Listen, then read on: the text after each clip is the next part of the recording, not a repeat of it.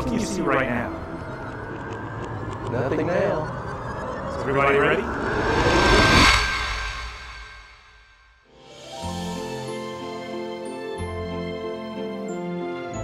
He was the center on the football team, and finally he got up enough nerve to ask me out. After a week, we just knew that we were right for each other. That was a very special time.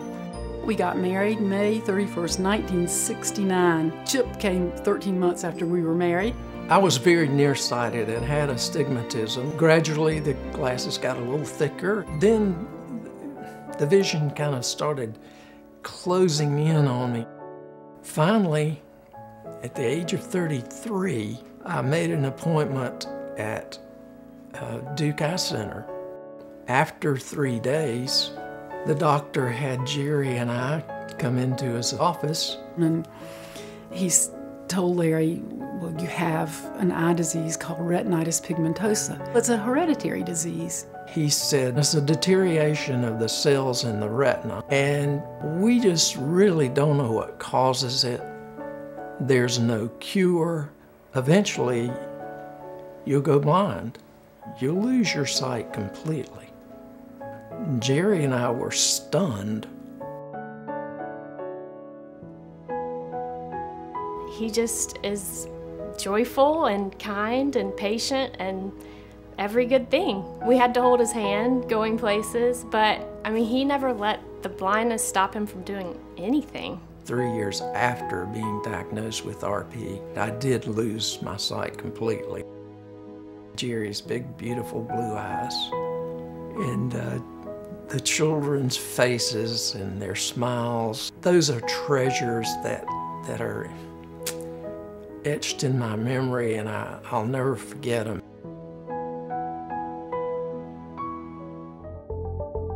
For 30 years, not only for his disease, but for so many other diseases, as an eye doctor, all we could tell patients is you're going to lose vision and there's nothing we can do about it.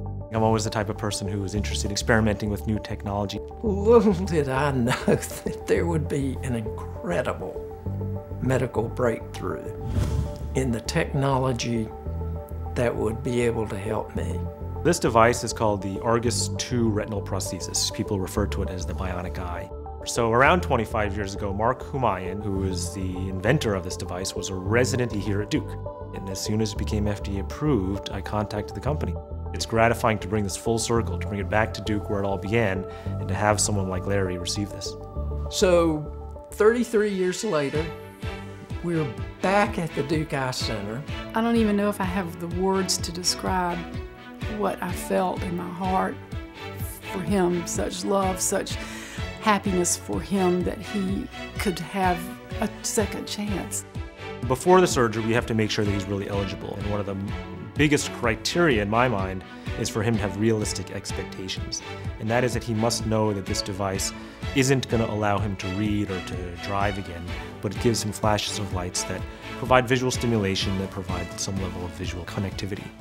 The surgery was planned on September 10th. I was the first one in North Carolina. It involves placing part of the implant around the eye, underneath the skin of the eye, and then placing the array through the eyeball, inside the eyeball, and then tacking it to the retinal surface. It's technically challenging. There are a lot of unfamiliar steps. There was a period of 2 weeks after the surgery that we waited to turn the device on, and that's just to let things heal. And during those 2 weeks was when I really started to get nervous.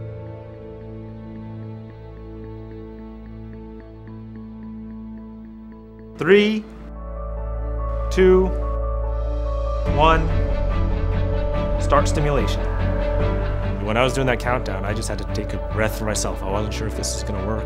A few seconds went by, and I thought, oh, what's going to happen? These huge flash of light came, and it was so bright and intense that I literally my head snapped back. It was like wham! Yes. Can you see, Larry? Oh my Can I give him a kiss? I have a big grin in my face. It's a moment I'll never forget. It was incredible. That moment changed my life. This device is all about light and dark contrast. high resolutions of light. And the way it works is Larry will wear a pair of eyeglasses. Those eyeglasses have a camera that's in the nasal bridge. Larry looks around and picks up a scene.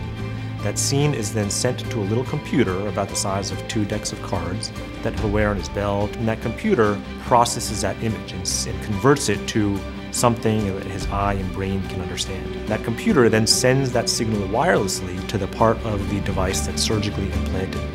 And that surgically implanted device wirelessly picks up that signal and stimulates the retina. I'm an occupational therapist with the vision rehab team at Duke, and my role with Larry is to help him learn how to use this new tool that he has.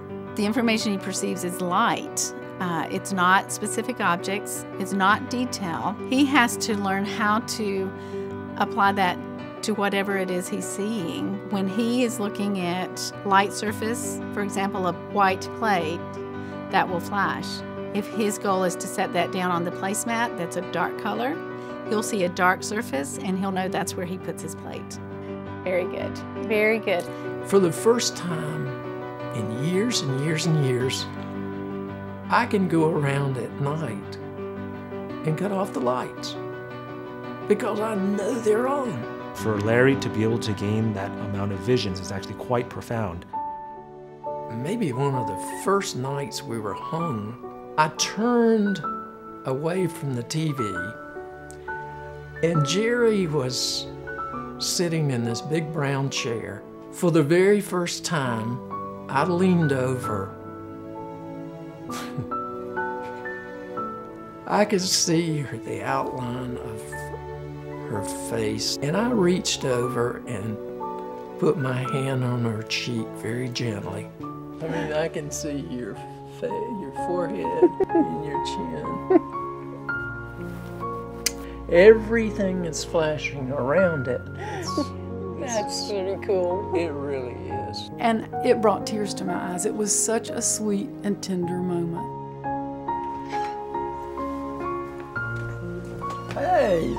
I had the opportunity to do that with my son, my daughter, and my 4 granddaughters. I held their little cheeks. I held them just like that. Oh my. Flashing, flashing, flashing. Your complexion just works perfectly for my glasses, and I just love it. It was precious for him to see my girls. It is such a moment that you can't describe. I can't find words to tell you how intimate that is, and that's when I realized I'd received a gift. And I don't know how to express how thankful I am for that. This was really a team effort, and I'm so proud to be part of the Duke Eye Center team, and really the larger Duke team. They're our cheerleaders.